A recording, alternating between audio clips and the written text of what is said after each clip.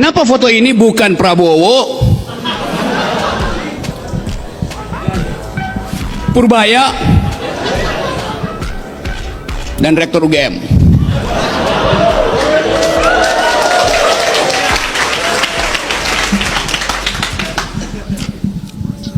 Dipilih sengaja untuk mengingatkan bahwa republik bukan sekedar bentuk,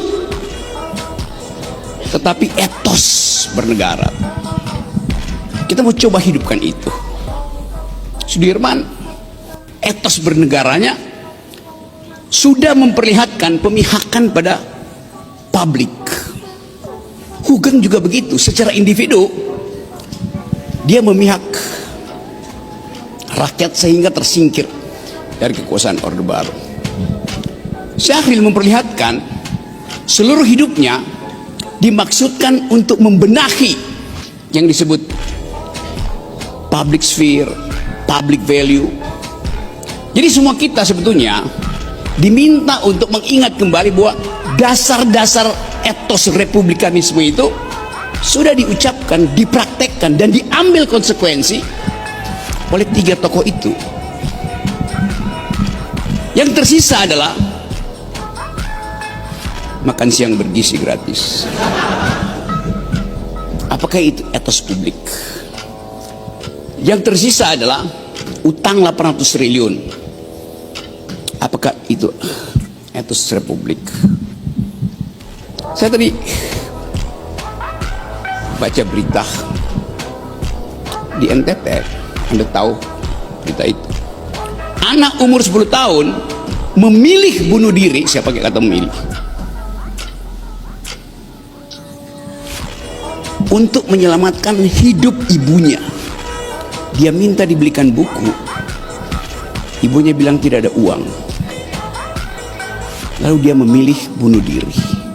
Satu tindakan republikanisme yang kalau kita bongkar, anak 10 tahun bisa memilih bunuh diri dan menulis surat pada ibunya, "Ibu, saya pergi dulu. Ibu tidak perlu bersedih." Harga buku itu berapa? 10.000. 10.000 itu berapa per mil dari 17 triliun yang disumbangkan oleh Prabowo pada Donald Trump? Apakah Prabowo punya etos republikanisme, atau anak 10 tahun yang memilih secara rasional untuk bunuh diri? Itu tindakan rasional yang sangat dewasa, walaupun dengan konsekuensi secara psikologis kita mesti periksa latar belakang. Tapi dia memilih untuk, dia mau pergi, dan tanpa ragu dia putuskan, hidup saya harus saya hentikan supaya hidup ibu saya berlanjut, supaya hidup 5 adiknya berlanjut, supaya hidup kecamatan itu berlanjut, supaya hidup kabupaten di NTT berlanjut, supaya publik mengerti bahwa ada yang nggak beres dengan urusan republik. God of small things, kata siapa novelnya yang disitu? God of small things. Roy yang dapat Nobel, Arundhati. Kita coba pahami kehidupan hari ini dengan mulai menguji bahwa ada etos bernegara yang hilang di kita. Sejumlah oposan bertemu dengan Presiden Prabowo, keluar dari Kertanegara senyum. Setelah oposisi pasti dapat posisi.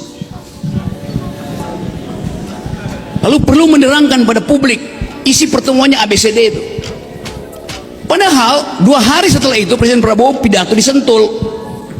Tidak ada yang boleh menghalangi pemerintah dalam upaya untuk mencapai kemakmuran, keadilan, kejujuran.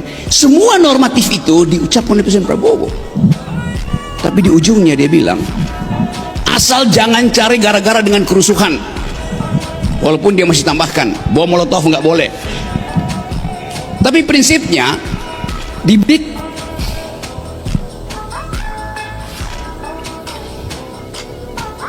Kenapa saya nggak disalamin di sini?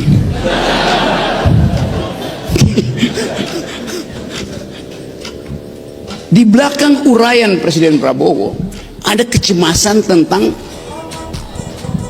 kemungkinan demonstrasi. Coba kita lihat, seolah-olah stabil, tapi undercurrent politiknya penuh dengan kegelisahan.